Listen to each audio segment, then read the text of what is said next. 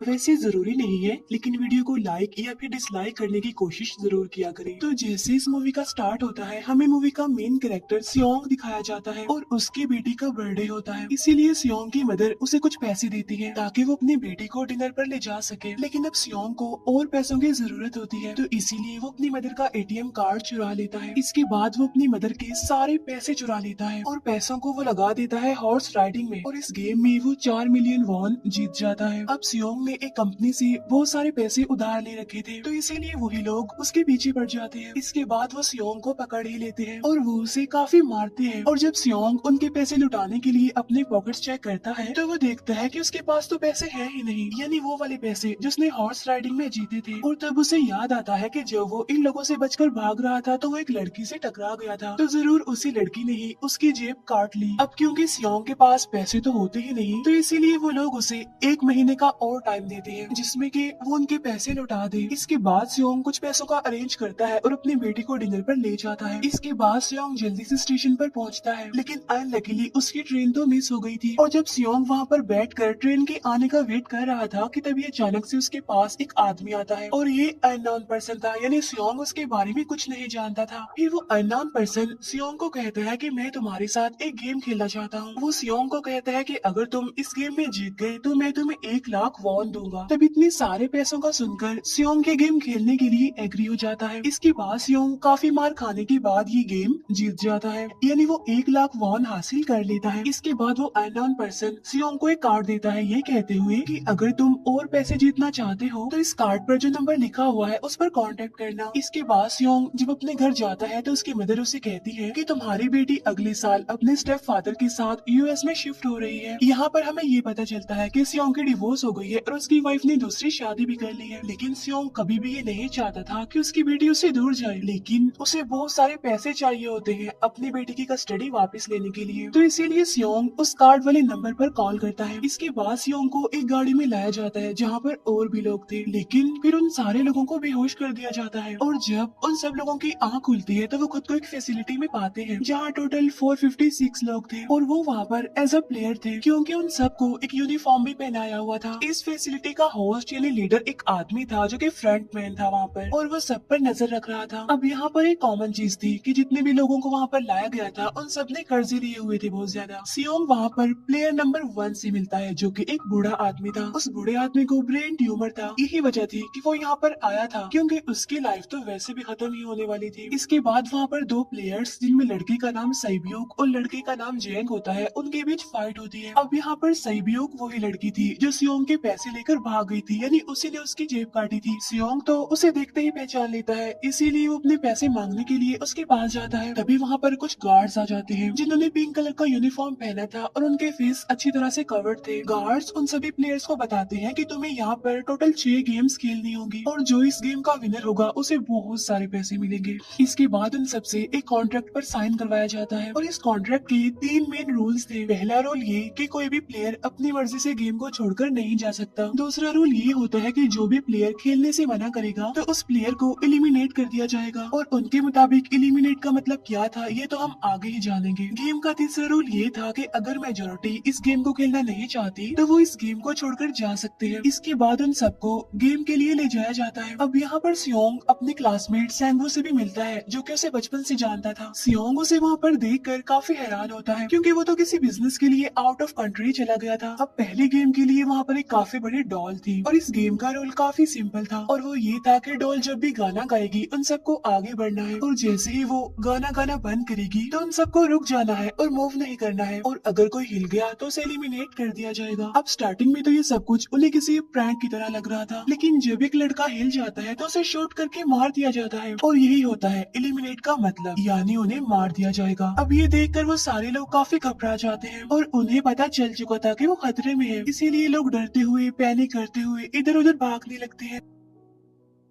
लेकिन अब क्योंकि गेम का रूल था, इसीलिए जो भी हिलता है उसे मार दिया जाता है और जितने भी सर्वाइवर होते हैं वो किसी न किसी तरह इस गेम को कंप्लीट कर ही लेते हैं। लेकिन जो लोग मर जाते हैं उनकी डेड बॉडीज को वहाँ से ले जाया जाता है और अब 456 प्लेयर्स में से सिर्फ 255 ही रह गए थे। अब क्योंकि वो सारे प्लेयर्स इतना ज्यादा डर जाते हैं कि अब कोई भी गेम खेलना नहीं चाहता था। लेकिन जैसा कि रूल नंबर 3 था कि अगर मेजोरिटी चाहे तो वो ये गेम स्किप कर सकती है, तो इसीलिए उनका लीडर यानी फ्रंटमैन वोटिंग करवाता है। लेकिन इससे पहले उन्हें प्राइज मनी दिखाई जाती है, यानी जो विनर को मिलेगी। लेकिन इन केस अगर कोई गेम को छोड़कर चला जाएगा तो ये सारे पैसे मरे हुए प्लेयर्स की फैमिलीज को मिल जाएंगे और ये prize money total 45 billion won होती है। इसके बाद वोटिंग करवाई जाती है जिसमें मेजोरिटी इस गेम को खेलना नहीं चाहती थी, तो इसीलिए गेम को यहीं पर स्टॉप कर दिया जाता है। लेकिन अगर कभी फ्यूचर में वो लोग चाहें तो इस गेम को रिज्वाइन कर सकते हैं। इसके बाद सभी लोगों को उनके घरों पर छोड़ दिया जाता है। नेक्स्ट डे सियोंग पुलिस स्टेशन जाता है और वहाँ पर वो पुलिस को सारी बात बता देता है, लेकिन उन लोगों को सियोंग की बातों पर यकीन नहीं होता और उल्टा वो लोग उसे पागल समझने लग जाते हैं। इसके बाद सियोंग उन्हें वही वाला कार्ड दिखाता है, लेकिन हैरान कर देने वाली बात तो ये है कि उस पर जो नंबर था वो रॉन्ग था। इसके बाद सियोंग जब घर जाता है तो उसकी मदर वहाँ पर नहीं होती। उधर सियोंग का क्लासमेट सेंगू अपनी मदर को छुप कर देख रहा होता है और तभी वहाँ पर सियोंग भी आ जाता है। यहाँ पर सेंगू अपसेट होते हुए सियोंग को बताता है कि मेरे ऊपर 6 बिलियन का कर्ज है। वो बताता है कि मैंने क्लाइंट्स के पैसे लेकर स्टॉक मार्जिन में लगा दिए थे, लेकिन अनलकीली वो सारे पैसे डूब गए। और तभी सियोंग के पास हॉस्पिटल से कॉल आती है। सियोंग की मदर का पाँव काफी इंजर्ड था, लेकिन डायबिटीज का ट्रीटमेंट न होने की वजह से उनकी चोट और ज्यादा बढ़ गई। तब डॉक्टर सियोंग को बताते हैं कि तुम्हारी मदर का ट्रीटमेंट हो सकता है, लेकिन इसके लिए हमें इनका पाँव काटना होगा। लेकिन इस ऑपरेशन में बहुत सारे पैसे लगने वाले थे, लेकिन जाहिर सी बात है सियोंग के पास इतने पैसे तो होते नहीं। इवन उसने तो अपनी मदर के इंश्योरेंस के पैसे भी उड़ा दिए थे। तब इसीलिए सियोंग पैसे मांगने के लिए अपनी वाइफ के पास जाता है, लेकिन उसकी वाइफ उसे पैसे देने से इनकार कर देती है। फिर उसकी वाइफ अपने हस्बैंड को बताती है कि सियोंग आया था पैसे मांगने के लिए और तभी उसका हस्बैंड सियोंग को पैसे देने आता है। साथ साथ उसे ये भी कहता है कि मेरी फैमिली से दूर रहो, लेकिन सियोंग उसे मारने लगता है और तभी उसकी बेटी भी वहाँ पर आ जाती है। इसके बाद सियोंग का एक फ्रेंड अपने बॉस के पास पैसे मांगने जाता है, लेकिन उसका बॉस उसे पैसे देने से मना कर देता है, तो इसीलिए उन दोनों के बीच फाइट होने लगती है। इस फाइट के दौरान उसके बॉस का हाथ मशीन में आ जाता है, तो मौके का फायदा उठाकर सियोंग का फ्रेंड पैसे लेकर वहाँ से भाग जाता है। फिर इसके बाद सियोंग का फ्रेंड अपने घर आकर अपनी वाइफ को कहता है कि पहली फ्लाइट लो और जाओ यहाँ से। इसके बाद सईब्यूक एक एजेंट से मिलती है, क्योंकि उसने अपनी मदर को नॉर्थ एरिया से साउथ एरिया में लाना था। सईब्यूक वही लड़की जिसने सियोंग की जेब काटी थी, लेकिन यहाँ अपनी मदर को लाने के लिए सईब्यूक को बहुत सारे पैसों की जरूरत थी। अब सईब्यूक का एक छोटा भाई भी होता है जिससे उसने प्रॉमिस किया होता है कि मैं मदर को जरूर ले आऊंगी। इसके बाद हमें एक ऑफिसर दिखाया जाता है और इस ऑफिसर का भाई कुछ टाइम से मिसिंग था, इसीलिए वो ऑफिसर अपने भाई के घर जाता है, जहाँ उसे पता चलता है कि उसका भाई तो पिछले कुछ दिनों से अपने घर पर भी नहीं आया। और जब वो ऑफिसर घर को चेक कर रहा होता है तो उसे एक कार्ड मिलता है वहाँ पर, और इस ऑफिसर ने सेम ऐसा ही कार्ड पुलिस स्टेशन में सियोंग के पास भी देखा था, तो इसीलिए वो ऑफिसर सियोंग के पास जाकर उससे इस बारे में पूछता है, लेकिन सियोंग उसे कुछ नहीं बताता। इसके बाद सियोंग जब अपने घर जाता है तो उसे वो कार्ड दोबारा मिल जाता है वहाँ पर। अब सियोंग डिसाइड करता है कि वो दोबारा से उस गेम को ज्वाइन करेगा, इसीलिए सभी प्लेयर्स को एक शिप के पास ले जाया जाता है। इधर ही वो ऑफिसर भी गाड़ियों का पीछा करते हुए उस शिप तक आ जाता है। वो एक गार्ड को मारकर उसे पानी में फेंक देता है। इसके बाद उन सभी प्लेयर्स को एक आइलैंड पर मौजूद फैसिलिटी में लाया जाता है। अब यहाँ पर उन्हें जरा भी अंदाजा नहीं था कि अगला गेम कौन सा होगा और उसे कैसे खेला जाएगा। इसके बाद वो लोग अपनी अलग अलग टीम्स बना लेते हैं। रात को सईब्यूक और उसकी फीमेल फ्रेंड वॉशरूम जाते हैं। यहाँ पर सईब्यूक गार्ड्स की नजरों से बचते हुए उस फैसिलिटी को एक्सप्लोर करने लगती है। तभी वो देखती है कि गार्ड्स बड़े बड़े बर्तनों में कुछ बना रहे हैं, लेकिन अब क्योंकि गार्ड्स को शक हो जाता है तो ये गार्ड वॉशरूम्स को चेक करने के लिए आता है, लेकिन तब तक सईब्यूक वापस आ चुके थे। इसके बाद सईब्यूक अपनी फीमेल फ्रेंड को सारी बात बता देती है जो उसने देखा था, लेकिन यहाँ पर सेंगू उन दोनों की बातें सुन लेता है और वो इस बारे में सईब्यूक से पूछता है, जिस पर सईब्यूक बताती है कि वो बड़े बड़े बर्तनों में कुछ पका रहे थे। इसके बाद उन सभी प्लेयर्स को प्ले ग्राउंड में लाया जाता है, जहाँ पर उनके सामने 4 शेप्स थी। 4 शेप्स में से उन्होंने किसी एक शेप को चूज करना था। अब यहाँ पर सेंगू को पता चल जाता है है कि गेम क्या है और क्या करना है हमें। सेंगू सियोंग को बताता है कि सबने अलग अलग शेप्स को चुनना है। इसके बाद उन सभी को एक छोटा सा बर्तन दिया जाता है जिसमें कि शेप्स बनी होती है। अब गेम उनकी ये होती है कि उन्होंने किसी तरह उस शेप को बाहर निकालना है बगैर डैमेज किए, लेकिन अगर शेप जरा से भी खराब हो गई तो उन्हें एलिमिनेट कर दिया जाएगा, यानी मार दिया जाएगा। अब यहाँ पर सेंगवू तो इजिली उस शेप को निकाल लेता है, लेकिन सियोंग इतना ज्यादा घबरा जाता है कि उसकी हालत खराब होने लगती है, लेकिन फिर वो किसी न किसी तरह करके इस गेम को भी जीत लेता है। इसके बाद उन सबको वापस से रूम में लाया जाता है। अब यहाँ पर 187 प्लेयर्स वापस आए थे, जिनमें से अब सिर्फ 108 ही रह गए थे। इसके बाद उन सबको खाने के लिए ले जाया जाता है, लेकिन खाने की वजह से जैंग की एक लड़के से फाइट हो जाती है, जहाँ पर जैंग उस लड़के को इतना ज्यादा मारता है कि वो मौके पर ही मर जाता है। इधर ही हम देखते हैं कि उन प्लेयर्स में से एक डॉक्टर होता है जो गार्ड्स के साथ मिलकर मरे हुए लोगों के ऑर्गन्स निकाल कर उन्हें चाइनीज को बेचने का काम करता है। इसीलिए जब भी डेड बॉडीज को ले जाया जाता है तो वो डेड बॉडीज को गायब कर लेते हैं, क्योंकि ये सब कुछ एक प्लान के अकॉर्डिंग चल रहा था, क्योंकि ये सारा कुछ फ्रंट मैन से छुप कर हो रहा था। यही वजह थी कि कंट्रोल रूम में भी उन्होंने अपना ही एक आदमी बिठाया हुआ था जो कि उन लोगों की सारी वीडियो फुटेज डिलीट कर देता था, और गार्ड्स तो डॉक्टर को गेम के बारे में पहले ही बता देते थे ताकि वो सरवाइव कर सके। यहाँ पर एक गार्ड उसी प्लेयर डॉक्टर को बताता है कि आज हमने प्लेयर्स को जानबूझकर खाना कम दिया है ताकि वो आपस में लड़ने लगे, जिससे होगा ये कि सारे वीक प्लेयर्स गेम से आउट हो जाएंगे। साथ ही गार्ड डॉक्टर को अपनी अगली गेम के बारे में बता देता है। अब 30 मिनट के बाद वहाँ पर लाइट्स ऑफ होने वाली थी। अब यहाँ पर सेंगवू को पता था कि सियोंग की टीम जरूर कोई उल्टा काम करेगी, इसीलिए वो उस टीम को अपने पास बुलाकर उन्हें रिलैक्स रहने के लिए कहता है। उधर वो जो डॉक्टर प्लेयर होता है वो जैंग की टीम में शामिल हो जाता है। यहाँ पर डॉक्टर जैंग को बता देता है कि अगला गेम क्या होने वाला है। इसके बाद लाइट्स ऑफ हो जाती है और जैंग अपनी टीम के साथ मिलकर बाकी सभी को मारने लगता है। जैंग एक लड़के को मारकर सैबियो को मारने जाता है, लेकिन तभी सियोंग उसे बचा लेता है। इसके बाद गार्ड्स वहाँ पर आकर उन सभी को रोक लेते हैं और अब टोटल 80 लोग रह गए थे। इसके बाद उन सभी को तीसरे गेम के लिए ले जाया जाता है और यहाँ पर उन्हें 10-10 प्लेयर्स की एक टीम बनाने के लिए कहा जाता है, और वो लोग ऐसा ही करते हैं, अपनी अपनी टीम बना लेते हैं। अब क्योंकि जैंग को अगली गेम के बारे में पहले ही पता होता है, इसीलिए वो सैबियो की फीमेल फ्रेंड को अपनी टीम में नहीं रखता और वो अपनी टीम में सिर्फ मर्दों को ही रखता है। इसके बाद सेंगवू भी अपनी एक टीम बना लेता है। अब क्योंकि उन्हें एक प्लेयर की जरूरत थी तो इसीलिए सैबियो की फीमेल फ्रेंड उनकी टीम में शामिल हो जाती है, और ये गेम असल में टग ऑफ वॉर का होता है, यानी उन्होंने अपने सामने वाली टीम को नीचे गिराना था। इसके बाद गेम स्टार्ट हो जाती है और जैंग की गेम बड़ी आसानी से इस गेम को जीत लेती है। इसके बाद बारी होती है सेंगवू की टीम की। तो प्लेयर नंबर 1 यानी वो बूढ़ा आदमी कहता है कि मैंने अपनी जिंदगी में बहुत सारी टग ऑफ वॉर्स खेल रखी है, इसीलिए उन सबको गाइड करता है कि इस गेम को कैसे जीतना है। तो इसीलिए वो लोग किसी न किसी तरह करके इस गेम को जीत जाते हैं। फिर दिखाया जाता है कि 30 मिनट के बाद दोबारा से लाइट्स ऑफ हो जाएंगी, जिस पर सेंगवू उन सबको कहता है कि रेडी रहना। तो इसीलिए वो डिसाइड करते हैं कि एक एक करके हम पहरा देंगे। अब जैंग की टीम में एक से बढ़कर एक चालाक प्लेयर था, तो इसीलिए जैंग को डर होता है कि कहीं उसकी टीम उसे ही साइड पर न लगा दे, यानी उसे ही अपने रास्ते से न हटा दे।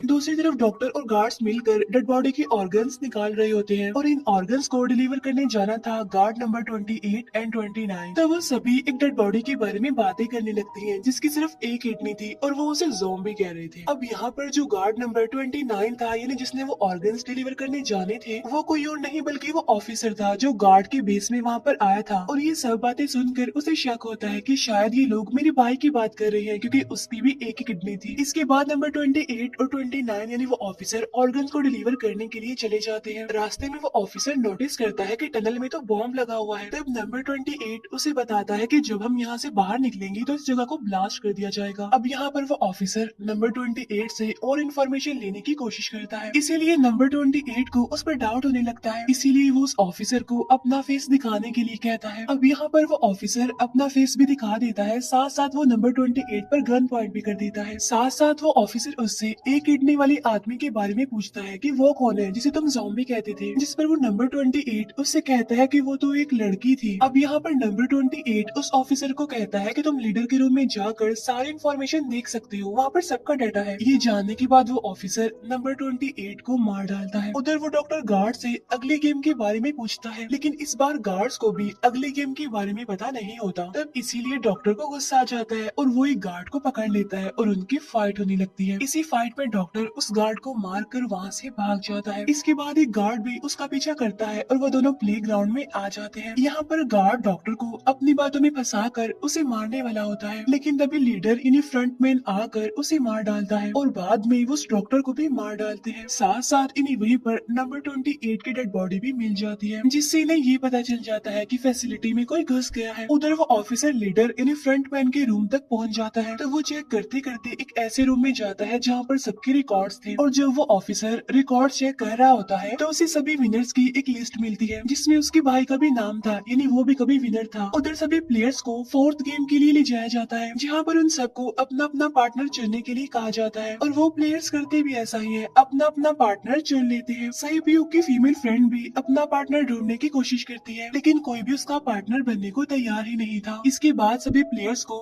10-10 मार्बल्स दिए जाते हैं। असल में ये गेम ऐसी होती है कि एक प्लेयर को अपने पार्टनर से सारे मार्बल्स लेने होते हैं बगैर कोई जोर जबरदस्ती किए, और जो दूसरा पर्सन होगा यानी जिसके पास मार्बल्स नहीं होंगे उसे मार दिया जाएगा। फिर सैंगवू और सियोंग का फ्रेंड ऑड और इवन का गेम खेलते हैं, जिसमें कि उन्होंने गेस करना था कि सामने वाले के हाथ में कितने मार्बल्स हैं। अब यहाँ पर सियोंग का फ्रेंड सैंगवू के सारे मार्बल्स जीत जाता है, जिसकी वजह से लास्ट में सैंगवू के पास सिर्फ एक ही मार्बल बचता है। अब क्योंकि सैंगवू को पता चल चुका था कि अब वो बच नहीं पाएगा, इसीलिए वो सियोंग के फ्रेंड को अपनी बातों में फंसा कर उसे ये यकीन दिलाता है कि अगर हम में से कोई भी हार गया तो हारे हुए लोगों का मैच दोबारा करवाया जाएगा। अब यहाँ पर सैंगवू धोखे से सियोंग के फ्रेंड के सारे मार्बल्स चेंज कर देता है। इसके बाद सैंगवू मार्बल्स लेकर गार्ड को दे देता है और वहाँ से बाहर चला जाता है, और जब सियोंग का फ्रेंड मार्बल्स चेक करता है तो वहाँ पर पत्थर होते हैं। उधर प्लेयर नंबर 1 यानी उस बूढ़े आदमी की हालत खराब हो रही थी, इसीलिए वो तो इधर उधर घूम रहा था, लेकिन सियोंग किसी तरह उसे खेलने के लिए एग्री कर लेता है। अब यहाँ पर वो दोनों यानी वो बूढ़ा आदमी और सियोंग भी इवन आउट खेलते हैं। अब इनमें से वो बूढ़ा आदमी सियोंग के सारे मार्बल्स जीत जाता है, लेकिन लास्ट राउंड में वो बूढ़ा आदमी भूल जाता है कि उसने क्या चूज किया था। तो यहाँ पर सियोंग उसे बातों में फंसा कर उसके सारे मार्बल्स ले लेता है, लेकिन यकीन मानिए कि वो बूढ़ा आदमी काफी चालाक था। उसने एक मार्बल अपने पास ही रखा हुआ था और वो दोबारा से इधर उधर घूमने लगता है। अब यहाँ पर सियोंग उसे रिक्वेस्ट करता है कि प्लीज मेरे साथ एक और गेम खेलो ना। तब यहाँ पर वो बूढ़ा आदमी कहता है कि मुझे पता है कि तुमने सारे मार्बल्स धोखे से लिए हैं मुझसे। वो कहता है कि मुझे सब पता था, बस मैं पागल बनने की एक्टिंग कर रहा था।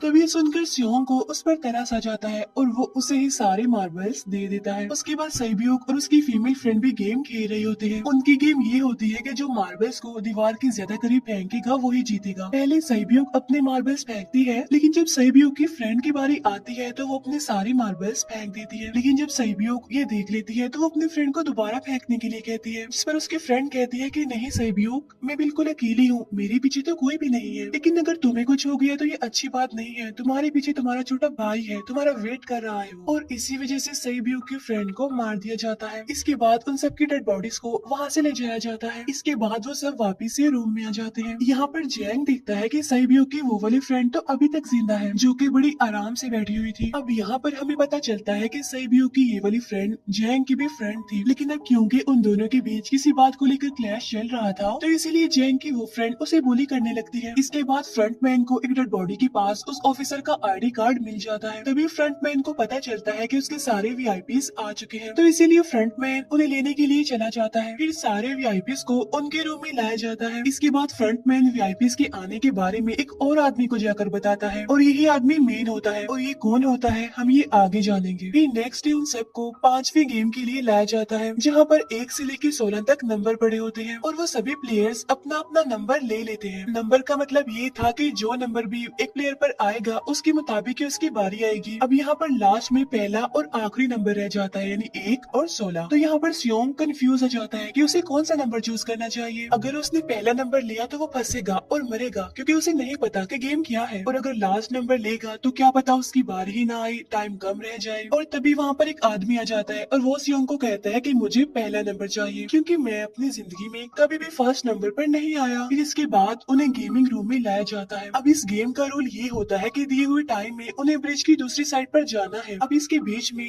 दो तरह के ग्लास लगे होते हैं, एक तो होता है आम ग्लास और एक होता है टेम्पर्ड ग्लास। आम ग्लास पर पाँव रखते ही वो टूट जाएगा और वो लोग नीचे गिर जाएंगे। इसके बाद गेम स्टार्ट हो जाता है और वो लोग एक एक करके मरने लगते हैं। फिर एक टाइम ऐसा आता है जब जैंग सबके सामने होता है और वो आगे ही नहीं बढ़ रहा होता। अब उनके पास एक ही रास्ता था, या तो वो आगे जाए या सारे ही मर जाएं। और तभी जैंग के सामने उसकी वही फ्रेंड आ जाती है जो उसे बुली कर रही थी, और वो जैंग को कहती है कि मैंने तुम्हें कहा था कि जिस दिन तुमने मुझे धोखा दिया मैं तुम्हें मार दूंगी। इसके बाद वो जैंग को पकड़ लेती है और उसे लेकर नीचे कूद जाती है, जिसकी वजह से उन दोनों की मौत हो जाती है। अब वहाँ पर एक आदमी था जो कि ग्लास कंपनी में काम करता था और उसे पता था कि टेम्पर्ड ग्लास कौन सा है, लेकिन जब फ्रंट मैन को इस बात का पता चल जाता है तो वो लाइट्स ऑफ करवा देता है ताकि वो ग्लास को पहचान ही ना पाए। अब लास्ट में एक ही स्टेप बचता है और उनके पास तो टाइम ही नहीं था, इसीलिए सेंगवू उस आदमी को धक्का दे देता है। तो यहाँ पर सेंगवू, सियोंग और सैब्यूक ब्रिज को पार कर लेते हैं, लेकिन ग्लास टूटने की वजह से उन्हें काफी चोट लग जाती है, खास तौर पर सैब्यूक को।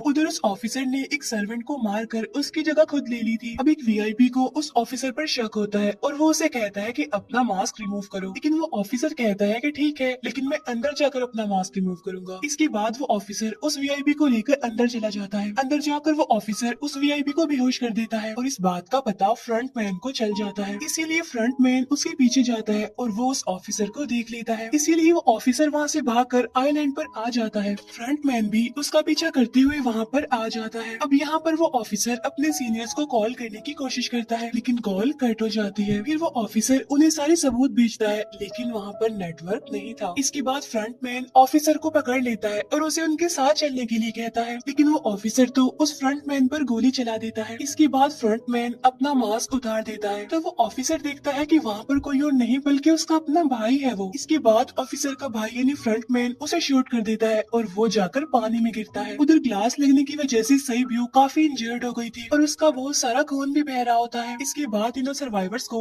डिनर के लिए ले जाया जाता है और उनके पास एक एक नाइफ भी रख दिया जाता है, मतलब रात में उन तीनों में से कोई भी एक दूसरे को मार देगा। तभी सियोंग नोटिस करता है कि सैब्यूक की हालत काफी खराब है, इसीलिए वो सैब्यूक को कहता है कि फिक्र मत करो, हम दोनों साथ हैं और इस गेम में हम दोनों मिलकर सेंगवू को हरा देंगे। इसके बाद हम दोनों यहाँ से बाहर निकल जाएंगे और पैसों को आधा आधा डिवाइड कर लेंगे। सैब्यूक उसे बताती है कि मेरा एक छोटा भाई है जिसे मैं ऑर्फनेज में छोड़कर आई हूँ, और अगर हम दोनों में से कोई भी जिंदा बचकर बाहर जाएगा तो उसे उन दोनों की फैमिलीज का ख्याल रखना होगा। अब सैब्यूक की हालत काफी खराब थी, उसे डॉक्टर की जरूरत थी, इसीलिए सियोंग कोई मदद लाने के लिए जाता है, लेकिन जब तक वो वापस आता है तब तक सेंगवू सैब्यूक को मार चुका था। फिर नेक्स्ट डे उन दोनों को गेम नंबर 6 यानी लास्ट गेम के लिए ले जाया जाता है। गेम का रूल बड़ा ही सिंपल था कि मार दो या मर जाओ, और इस गेम का नाम होता है स्क्विड गेम। इसके बाद गेम स्टार्ट हो जाती है और उन दोनों के बीच काफी फाइट होती है, लेकिन लास्ट में सेंगवू की हालत खराब होने लगती है। तभी सियोंग कहता है कि मैं इस गेम को रोकना चाहता हूँ, और तभी सियोंग सेंगवू को उसके साथ चलने के लिए कहता है, लेकिन सेंगवू तो अपने आप को ही मार डालता है, जिसकी वजह से सियोंग गेम जीत जाता है। फिर फ्रंट मैन सियोंग को कहता है कि तुम बहुत अच्छा खेले, लेकिन मुझे इसकी उम्मीद नहीं थी। इसके बाद सियोंग को उसके घर पर छोड़ दिया जाता है और उसके पास एक एटीएम कार्ड भी था, और जब सियोंग उस एटीएम कार्ड को जाकर चेक करता है तो वो दिखता है कि सारे पैसे उसके अकाउंट में भेज दिए जाते हैं। इसके बाद सियोंग अपने घर जाता है, लेकिन तब तक उसकी मदर की डेथ हो जाती है। इसके बाद हमें एक साल बाद का सीन दिखाया जाता है,